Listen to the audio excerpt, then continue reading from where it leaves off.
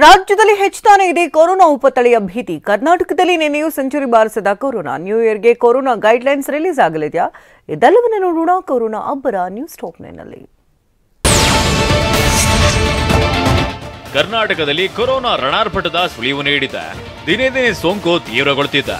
ಇಷ್ಟು ದಿನ double digits ನಲ್ಲಿ ಪತ್ತೆ ಆಗ್ತಿದ್ದ ಹೆಮ್ಮಾರಿ ಕೊರೋನಾ ಮೊನ್ನೆಯಿಂದ ಟ್ರಿಪಲ್ ಡಿಜಿಟ್ ತಲುಪಿದೆ. ನಿನ್ನೆಯೂ ಒಂದೇ ದಿನ 105 ಜನರಿಗೆ ಸೋಂಕು ಒಕ್ಕರಿಸಿದೆ. ಕೋವಿಡ್ ಹಬ್ಬ ಆಗ್ತಿರೋ ಬೆಂಗಳೂರಿನಲ್ಲಿ ಬರೋಬ್ಬರಿ 95 ಕೇಸ್ಗಳು ದಾಖಲಾಗಿದೆ.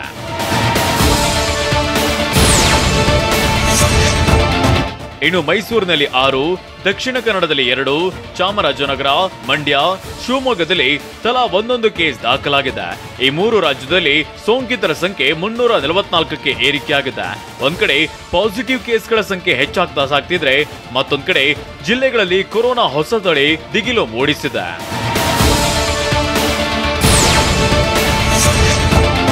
ರಾಜ್ಯದಲ್ಲಿ ಕೊರೋನಾ ಸೋಂಕು ಹೆಚ್ಚಾಗ್ತಿದೆ.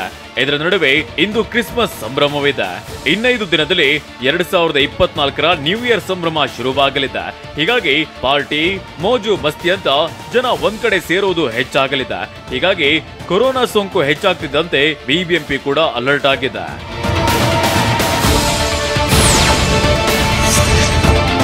ನ್ಯೂ ಇಯರ್ಗೆ ಯಾವುದೇ ನಿರ್ಬಂಧ ಇಲ್ಲ ಅಂತಿದ್ದ ಪಾಲಿಕೆ ಗೈಡ್ಲೈನ್ಸ್ ಜಾರಿಗೆ ಮುಂದಾಗಿದೆ. ನಾಡಿದ್ದು ತಾಂತ್ರಿಕ ಸಲಹಾ ಸಮಿತಿ ಪೊಲೀಸ್ ಇಲಾಖೆ ಜೊತೆ ಸಭೆ ನಡೆಸೋಕೆ ಸಜ್ಜಾಗಿದ್ದು, ಆ ಸಭೆಯಲ್ಲಿ ಕೊರೋನಾ ರೂಲ್ಸ್ ಜಾರಿಯಾಗೋ ಸಾಧ್ಯತೆ ಇದೆ.